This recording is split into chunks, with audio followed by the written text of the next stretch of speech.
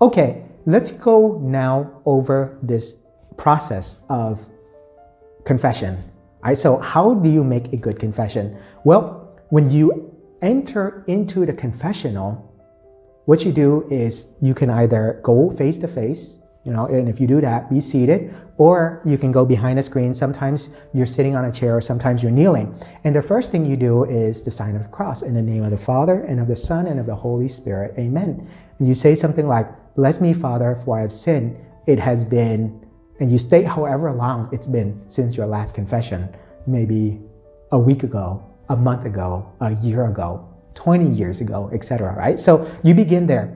And then afterwards, you start listing your sins, beginning with the mortal sins, right? In kind and in number. So what kind of mortal sins you've committed, right?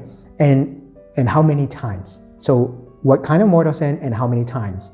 And in the first part of the video, I already talked about some of the mortal sins, right? You can search that up. So talk about your mortal sins, how many times during this last time that you went to confession for.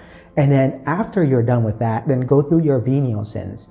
And then after you're done with that, then you say, for these and all the sins of my past, I am truly sorry. Now, at this point, the priest then would give you advice, right? He might offer some reflection, to encourage you, to help you to do better in your own spiritual life. And then afterwards, he'll assign you a penance. And then afterwards, he'll ask you to pray the act of contrition. And there are different prayers of the act of contrition, right? You can look that up, you can search it up, make sure to memorize it. Or if you don't memorize it, you can just bring in a paper with the words on it, and then you can just pray it in there.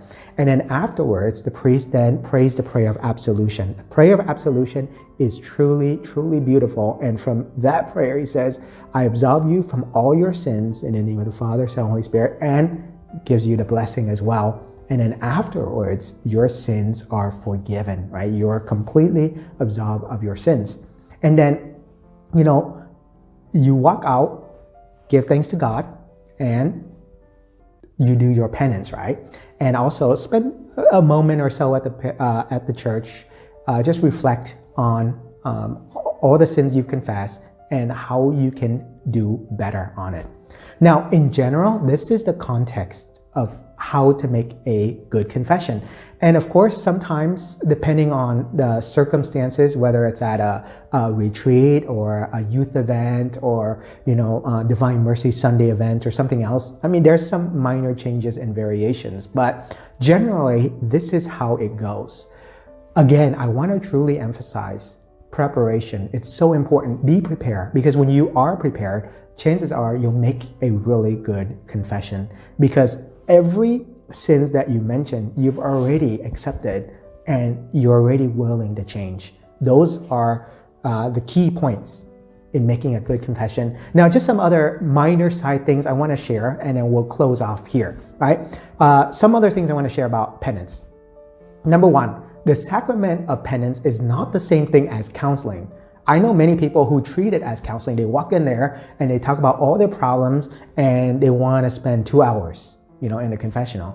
Well, chances are, if that does happen, if you really are seeking counseling, you can always make an appointment for later, right?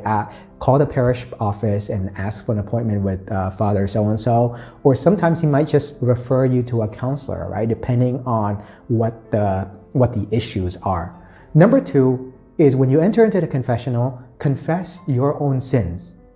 Right? And you'd be surprised, so oftentimes, I hear people say, well, I did this, but the reason's because of this. And it's my parents' fault. It's my kid's fault. It is my neighbor's fault. It's this person's fault. And then you start talking about the whole story. And the next thing you know, it goes on the long story of why everybody's wrong and you are right. Confession's not about that, right? So talk about your sins and pray to God, ask God to help you, right? And to share why you're sorry for your sins and what your sins are. Okay? Point number three is to try to avoid judgments as much as possible in the context of the confessional. Point number four is, the confession is under a sacramental seal. And I want to emphasize this point. It's so important because a lot of times people feel embarrassed. They feel, well, you know what? I don't want to confess to a human person, right? Or I don't want to confess to somebody because what if later on somebody else knows about it and I get in trouble? Well, you know what? Confession is under a seal, right? It is the tightest seal you can possibly think of. There are zero exceptions to be able to reveal what your sins are. And I'm serious about this. I know some civil legislations in more recent times, they try to change that around, but that's not possible because the sacrament of reconciliation is completely sealed. Zero exceptions, period. Right? That's what I want to emphasize here. And so if you don't feel comfortable, going face to face, for example, you can always go behind a screen.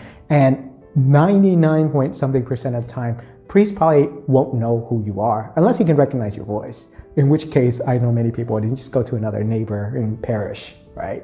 And then lastly, number 5 is when you're confessing your sins, you're confessing your sins to God, not to the priest, right? So keep that in mind. I know in certain traditions, it's so beautiful. So in certain traditions, I've seen in the confessional, you walk in, there's an icon of Jesus Christ on the cross right there. And as you're confessing, you're actually facing Jesus on the cross. And it helps you, or at least it helps to remind you that you're confessing not to the priest, but to God. And that the priest acting in the person of God, of Jesus Christ, forgives your sins. The reality is this. Going into the sacrament of reconciliation takes a lot of courage and a lot of humility, but it's also a sacrament filled with graces. So I encourage you, take the time, go to confession, pray and ask God's help for you to change whatever struggles, whatever issues you have in your life so that you can do better in your own spiritual life. May God bless you.